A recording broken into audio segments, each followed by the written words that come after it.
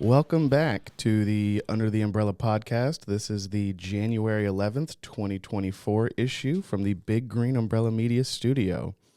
I'm Cody Williams, City View reporter with Tammy Pearson, Iowa Living Magazine editor.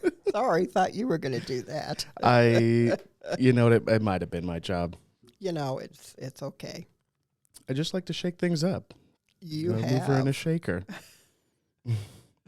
Well, we're once again going to tell you about some of the different things that we have going on over here at Big Green Umbrella. First, I am going to tell you about what's going on in CityView this month in our January edition.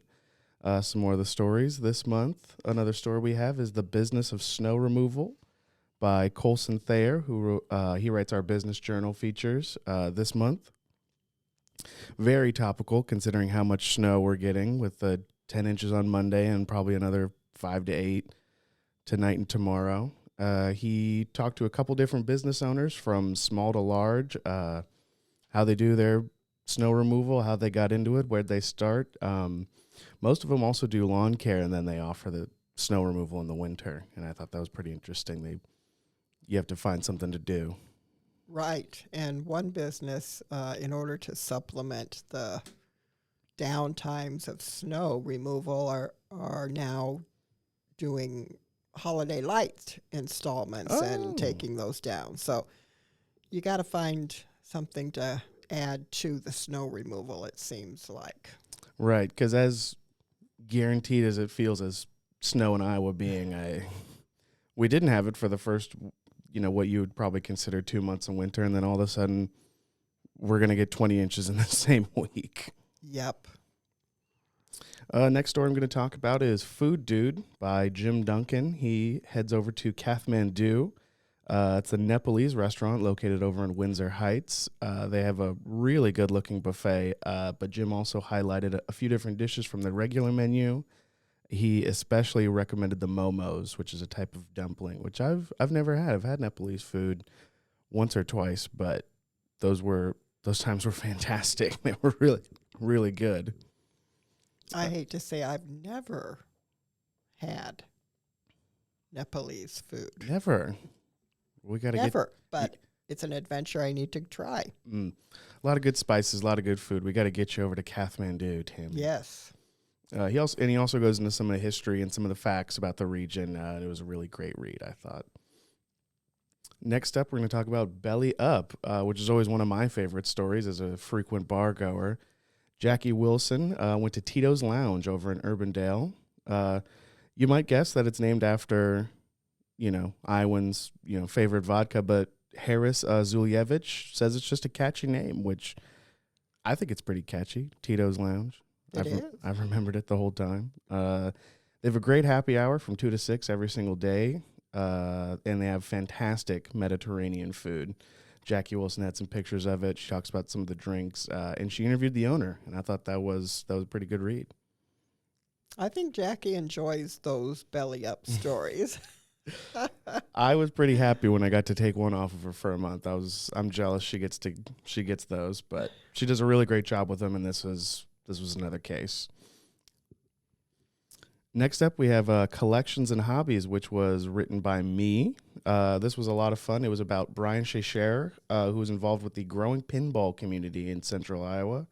He talked to me a little bit about how he got into pinball. He was a stay-at-home dad at the beginning, and he, once the pandemic hit, and he was looking for something to do, and he started going to Up Down, playing some pinball, found some friends, got into the group, and they host events, really consistently, and league play, and they send people to tournaments, and stuff like that. You never realize, to a lot of people, pinball's just pinball, and then you talk to someone, you're like, there's a whole community, they're in a whole league, there's a national league, and people go to nationals, and I thought that was so interesting.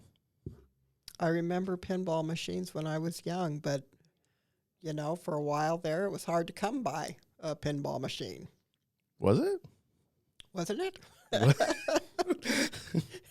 Well, it seems to me maybe before your time and a little bit, around then, I did not see many pinball machines. Definitely making a little bit of a comeback. There's a lot more Yeah. arcades popping around. Uptown, where Brian goes, is super popular all the time, and they've got tons of games. But yeah, they're popping up, and pinball's fun, obviously. There are a lot more of those types of bars and arcade games at those fun times. Mm-hmm. I certainly love them too. And that was a great story, great read. I'm a little biased because I wrote it, but I thought it was great. Well, I'll say it was a very good story, Oh, and I'm not biased at all, Cody. well, thank you. Next up, we've got book reviews.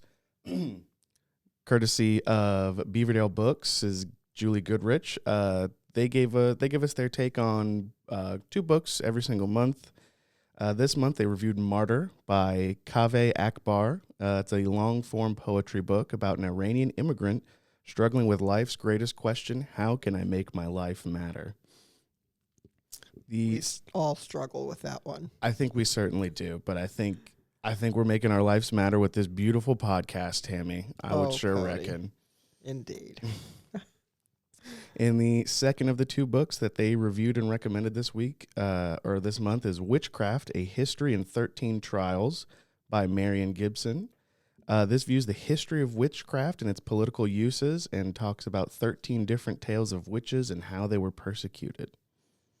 Now, that one I would really like to read. Mm-hmm. That sounded really interesting. I mean, everybody knows about the Salem witch trials, but this dives into a lot more of the history and, I'm sure it talks about it in there, but from all over the place of witchcraft, what happened to them.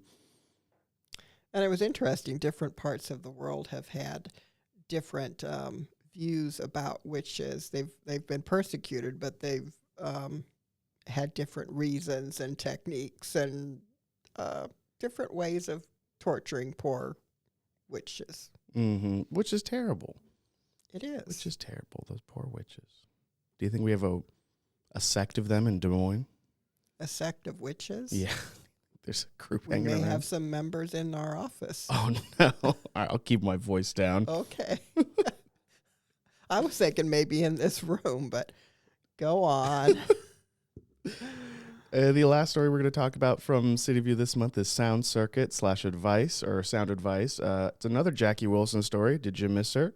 She does a ton of great work for us. But for this Sound Circuit, Jackie interviewed Gabriel Sanchez, who, among other talents, has played the role of Prince for more than 20 years in different performances and concerts.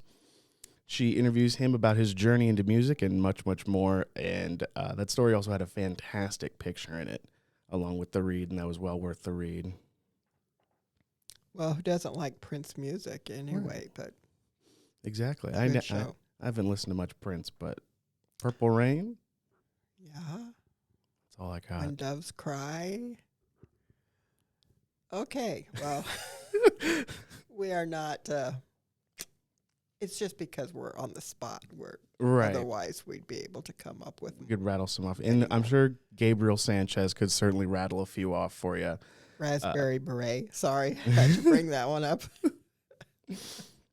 Okay, I'm sorry. Go on. No. Last of least, we're going to tell you some events that are coming up this weekend. If all goes planned with weather, there might not be anything to do, but make sure to check and see if these plans get canceled due to the snow. But if not, on January 12th, Big Head Todd and the Monsters are performing at Hoyt Sherman. If you're interested in getting out of the house and being outside, Brenton Skating Plaza is going to be open all weekend. Oh, it's going to be cold. It'll be cold. Maybe they might close because of the low temps, but check in case. And there's plenty of outdoor skating rinks. You can read in a CityView story from last month, The Thrill of the Chill. Capital City Pride presents Teak Milan at the Temple Theater tonight.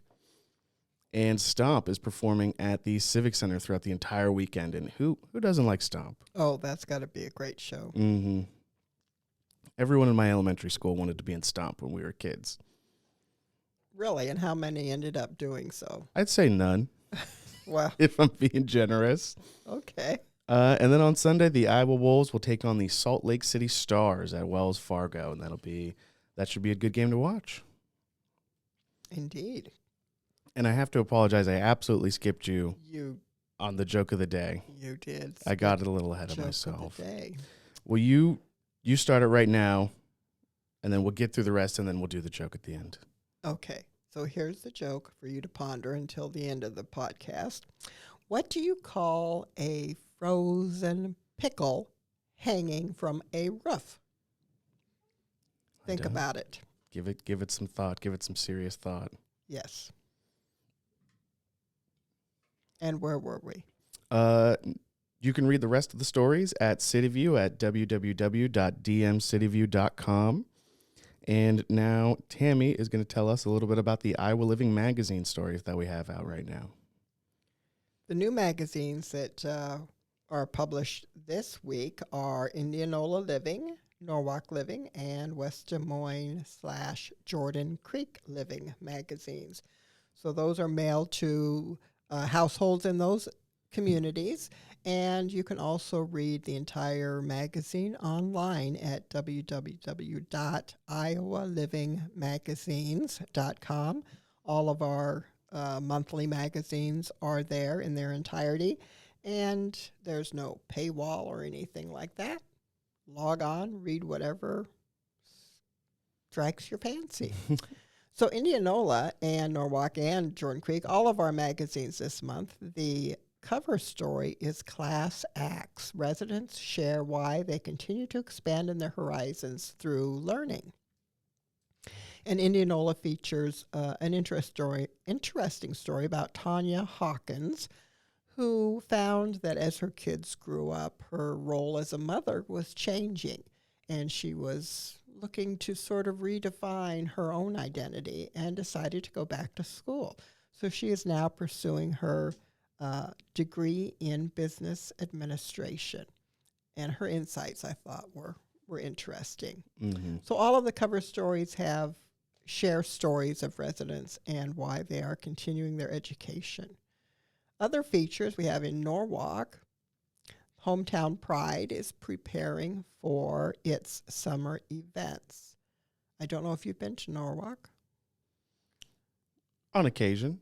Well, they have some very fun summer events, and they are put on by Hometown Pride, and those are 4th of July, Front Porch Norwalk, and the Music Fest. That'll be a good time. Do you know what Front Porch Norwalk is? I don't. I was just about to ask, actually. Well, it's a fun approach to getting to know your neighbors. They encourage people to get out on their front porches or in their driveways, and often police officers will go around to the different neighborhood gatherings. So it's a way of building community. That's nice. Yes, it is. I like that.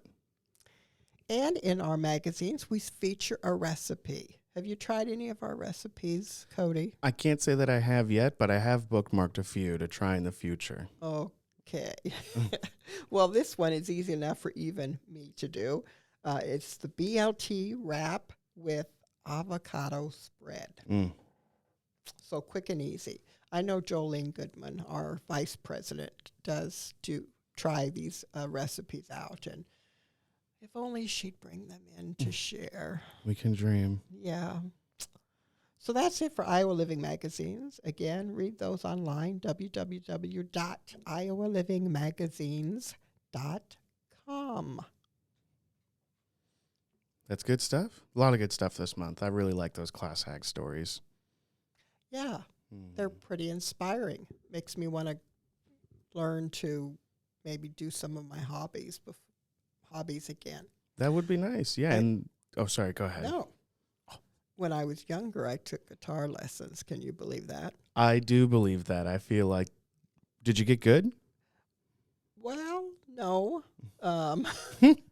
But that's why it's something I think, like to revisit. That would be, and I think it highlights a lot of the ways that you don't just have to go to community college again. There's lots of classes at libraries and community centers and stuff like that. You have a lot of different options, stuff online, and I think it does a good job of highlighting all of those.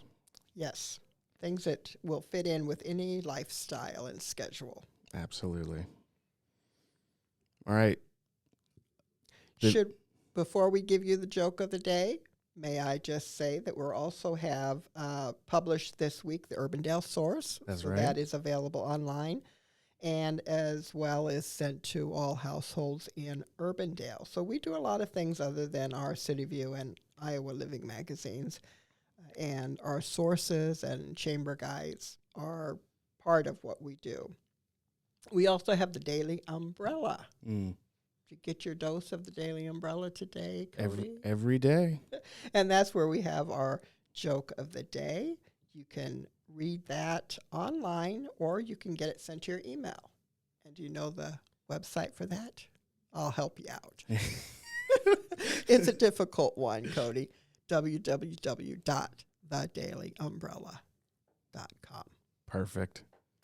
So check that out. It has also, mentioning Food Dude, it has some additional Food Dude information from CityView, as well as CityView's Center Stage. John Busby shares some tidbits. And we have our publishers column from Shane Goodman, and weather and more. It's But great. most importantly, the joke. And most importantly, the joke. Have you pondered it? I've pondered it heavily, and I have not come to an answer, I'm afraid. Okay, well, let me fill you in. Hit me. Let me repeat. What do you call a frozen pickle hanging from a roof? And by the way, you don't like pickles. I hate them. Why? Taste them. I have tasted them. I love them. A sandwich is not a sandwich without a pickle. It's too much. It overpowers. It takes over the whole sandwich. That's my feeling. Well, what if you have a relish tray? Do you eat any of the pickles? Oh, no. The sweet pickles? No. Bread and butter pickles? No. Oh, man. And I try them. I try them every now and again to see if my taste buds have changed, because I'm really not a picky eater. And every time I can't stand them. Like pickles. Can't stand them. Well, I am a pickle eater, I'll tell you. So the answer, what do you call a frozen pickle hanging from the roof? What do you call it? An ice pickle. Did you get it? Ice pickle. Ice pickle. Ice pickle, icicle. Yes. I think that's good. It didn't get a very good response in our morning meeting, actually, did it? It went over. It's a very sophisticated joke, and I think it went over a few heads. I think some people were half asleep, to be honest. Me included. Well, there you go, Cody. Wrap it up. Well, to wrap up, last thing I'll say this week, I also interviewed someone for next month's Hobby story. It'll be about a Digimon player, which is going to be very exciting. I'm very excited to write that one. That should be a lot of fun. Tell me what Digimon players do. Is it a board game? It's a game. What is it? Card game. It's a card game. It's a lot like Pokemon. A lot like Yes. Pokemon. And it's another one of those things where you don't realize that there's a community out there of players and people who play, and, you know, not to spoil too much, but that group will go to nationals. They'll go to big tournaments and stuff like that. It's very exciting. It's very fun. And I'm looking forward to putting that together for everybody. I look forward to reading that. All right. Well, we would like to say thank you and wrap up here from everybody at Big Green Umbrella. We hope you enjoyed listening to today's episode. You can read all of our publications online and at www.dmcityview.com or www.iowalivingmagazines.com. And we hope you have a great rest of your day.